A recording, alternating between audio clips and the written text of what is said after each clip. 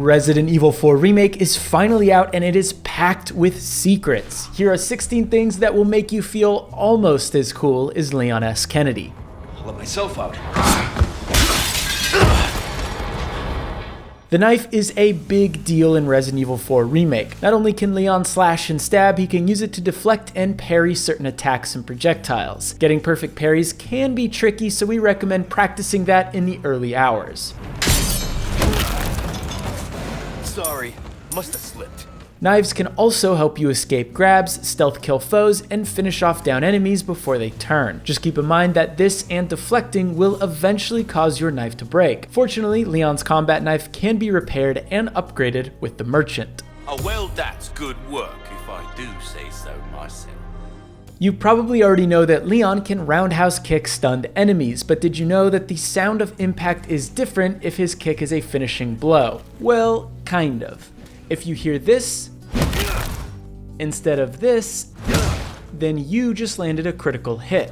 This can happen with almost any weapon, but when it comes to kicks, it means your foe isn't getting back up, and it happens fairly often.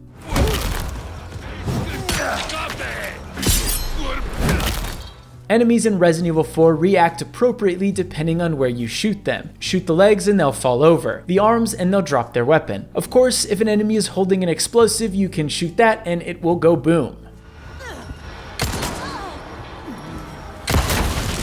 If you want to do the most damage, then aim for the head. There are even some guns, like the rifle, that have bullet penetration. These firearms can take out multiple enemies with a single bullet.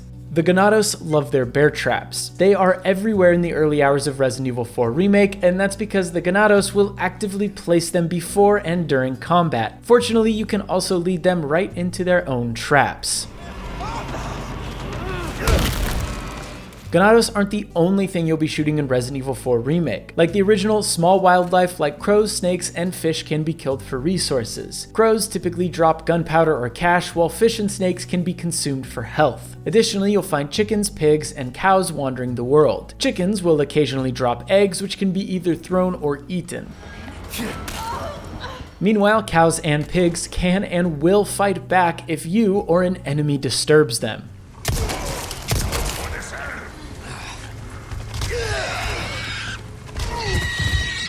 There are a ton of weapons in Resident Evil 4 Remake, and almost all of them can be upgraded. This is great for folks who plan on playing through the game multiple times, but if you're a one and done kind of gamer, then I recommend picking 3 or 4 weapons to invest your hard-earned cash into. In order to fully upgrade a weapon and unlock its bonus perk, it can cost hundreds of thousands of pesetas. And if you diversify your arsenal too much, your guns might be underpowered. This is especially important on harder difficulties. Fortunately, you can sell back weapons for 90 to 95% of the cost, so don't be afraid to try out different guns. The only caveat is that you should only purchase the exclusive upgrade perk for a gun if you plan on keeping it.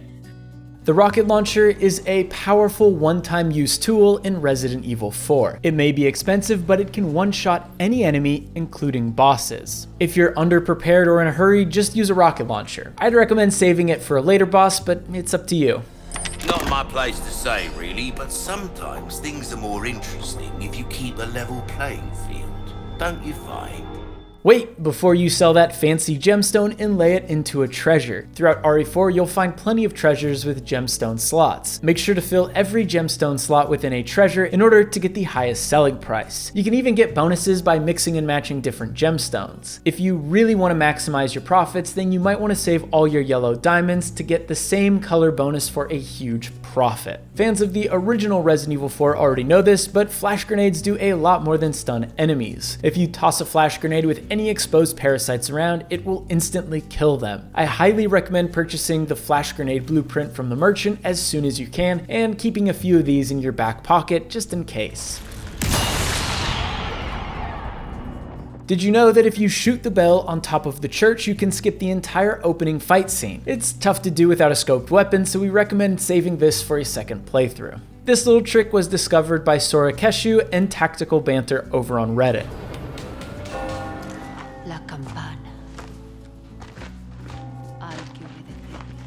Throughout your adventure, you will come across shooting galleries. Here you can earn tokens by completing specific challenges. These tokens can be used to unlock perk charms that can be equipped to Leon's attaché case. These charms have a wide range of effects both in and out of combat, so be sure to read the description carefully. Keep in mind that you can't double up on charms, so you can sell any extras to the merchant.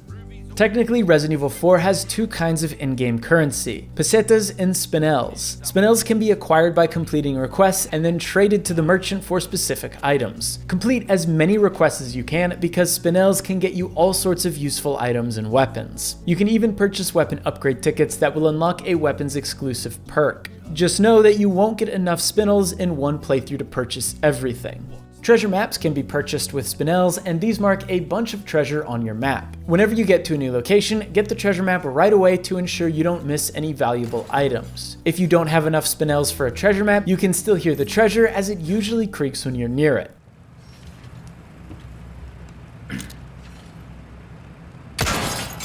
Just shoot these birdcage looking things when you see one and collect whatever's inside. There's a fair bit of backtracking throughout Resident Evil 4's story, and even more if you want to collect all the treasure and complete all the requests. Previously explored areas can repopulate with enemies, so be on the lookout. Certain areas will eventually get closed off too, so make sure to backtrack whenever you can. If you destroy all 16 Clockwork Castellans, you will unlock a special weapon. I won't spoil it here, but it's definitely worth the effort. To find them, listen for a wind-up sound. When you see one, just shoot it.